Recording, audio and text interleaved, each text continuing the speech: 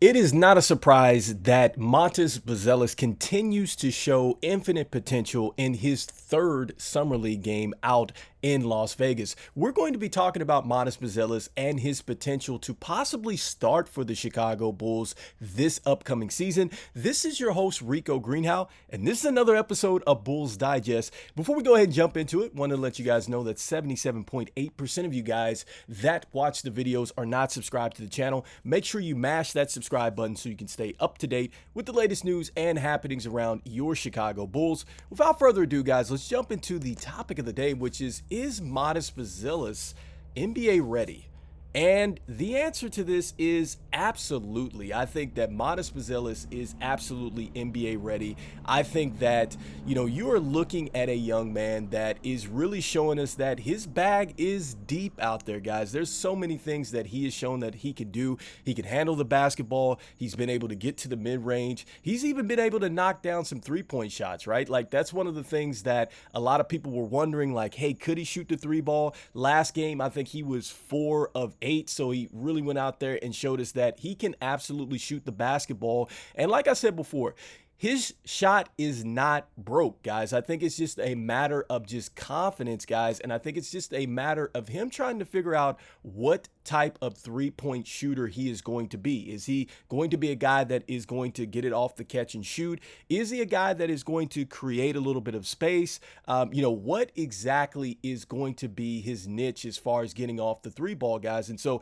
look, I think that the potential is there. And I love the fact that Matas Buzelis continues to keep showing us dimensions to his game, guys. Looking at what he was able to do in today's Summer League, guys, I was very impressed, guys. And so as we bring up the box score, look at what he was able to do. 18 points today. I know he didn't have a ton of rebounds, didn't have an assist, but the 4 blocks were huge, guys. Look, this is one of the things that was talked about with Matas Buzelis. It was his athleticism that he had shown on the defensive end, guys. And I must say this, there were times where, yes, he was beaten, but he was able to chase down and get blocks, guys. And I loved his hustle. I loved his energy. I loved his effort out there on both ends of the court, but you could really see it on the defensive end. And I was curious to see what type of game he was going to have defensively, especially going against Ron Holland II, guys. And I was thoroughly impressed because he raised his energy level up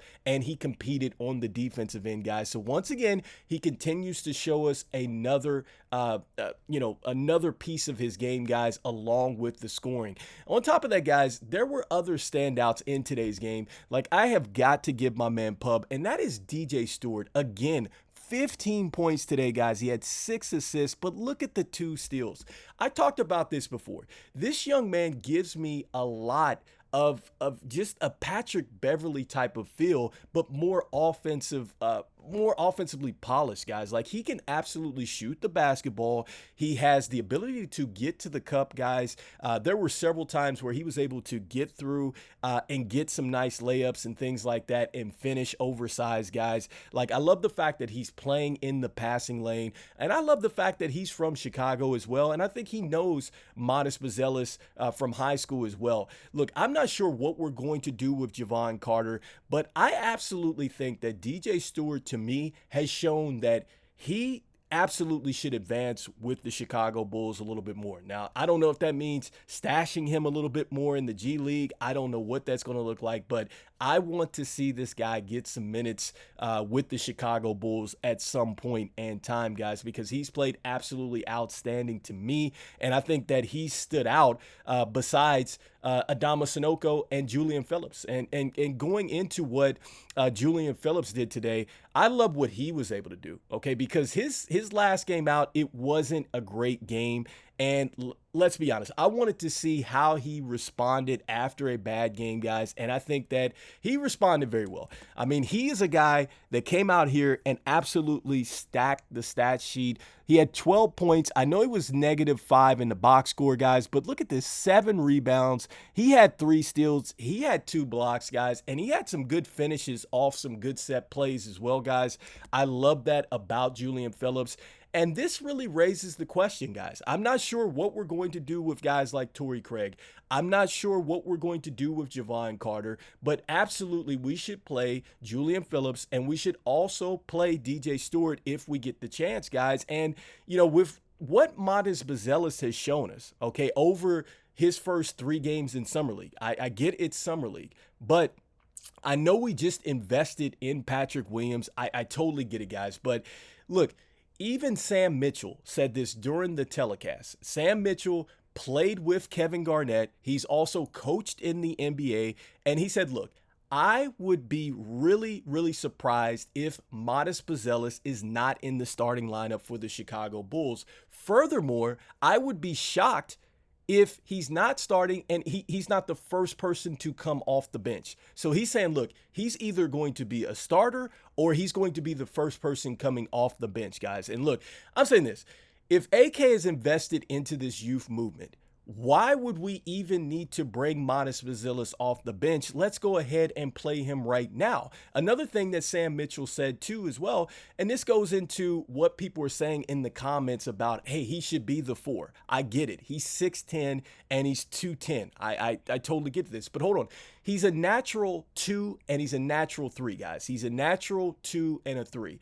He could play the 4, but he's going to have to gain some strength and probably just a little bit more weight to handle himself down there against some 4s, guys. If you looked at the game closely, there were a couple times where he was trying to box out guys and he wasn't able to necessarily hold off his man on the box out. Now, it didn't cost us a board, but I could definitely see that he was struggling to kind of hold players off. And I think that that comes with just getting a bit stronger, getting a bit more solid in your position down there and things like that, guys. But there's so many more pluses that I saw with Matas Buzelis again. Look, I think that with him getting these block shots, he definitely showed that he's a terrific off-ball defender. But I think as he gets stronger, he's going to be a better on-ball defender, because I think now a lot of the times when people are making moves and things like that, it could be just a subtle little push or something like that that kind of gets some separation. As he gets stronger, you're not going to be able to separate from Matas Buzelis like that. And I think he's also going to be able to dictate defensively, how that offensive player is going to be coming at him. Like, he's going to be able to knock players off of their path and take away angles as well as he gets stronger. So that's why we have to love the huge upside with Matas Buzelis. All right, guys. And so that really leads us into, just this last point. I think that Matas Buzelis absolutely should be a starter for sure. And this really comes on the heels of what we have heard from AK, and then, what we know is going to happen with Zach Lavine. He's coming back to the roster, right? He's expected to be there during training camp, and he's probably going to start the season as well. And look, we know that Zach Lavine is definitely seeing what is going on, and we know that Zach Lavine has to understand that, look, if he wants to get out of Chicago, his best bet is to show that he can fit in with a roster and help that team win, because he's going to be either the 3rd or 4th option at best if he goes on to a contender, guys. And I think that he's going to have to show, guys, that it's not just the contract. Like, he can still play basketball at a high level, guys. And this could work out for the Chicago Bulls in the way that they could get some draft capital back, according to Vincent Goodwill of Yahoo Sports, who is an insider on the NBA. And he's saying that, look, there is a possibility that, by the Chicago Bulls showing some patience, they may get first-round picks back for Zach Lavine. Now, he's talking about the fact that it could be 2026 or 2027 picks. I'm okay with that. I don't care if it's not a 2025 pick. I don't care about that. I just don't want the Chicago Bulls to hustle backwards.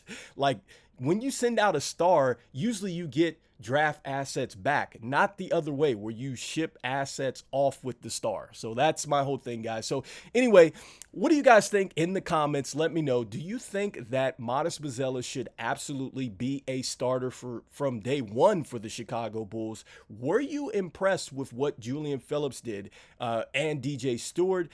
Do you also think as well that, hey, even if Matas Buzelis is not a starter, he is for sure going to be the first person off the bench? And lastly, do you think that Zach Lavine could hold up growth for any of these young players?